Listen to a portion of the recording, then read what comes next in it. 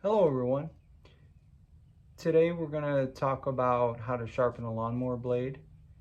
I have a lawn boy here that needs sharpening. I recommend at least a couple times a year for a residential lawn if you're just a homeowner. And I've picked up a few interesting, easy tips. There will be a second part to this video, so stay tuned for that. Here we go. So let's get started. Change my camera angle here with a lawn boy. What I like to do is turn it on its side, and I always have the oil, the side that the oil is closest to. What I do is I turn it towards that way. So flip it over on its side. Make sure the oil is nice and tight and the gas is nice and tight, so you have no issues there. You don't want any oil or gas spilling out. One of the other things I do is, let me grab my tools here.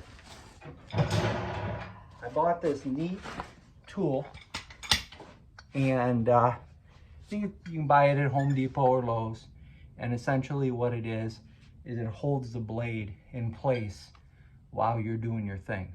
So I think it's an awesome tool. What you do is you just put it like that and then lock it in.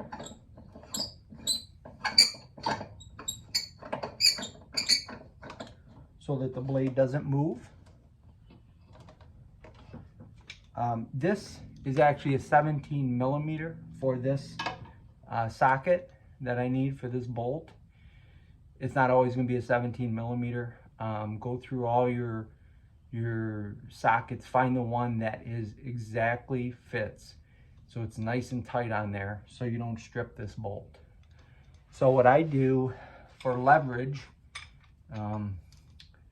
is I take a pipe and I put my socket wrench on the pipe, and when I put that on there, it makes this super easy to get off.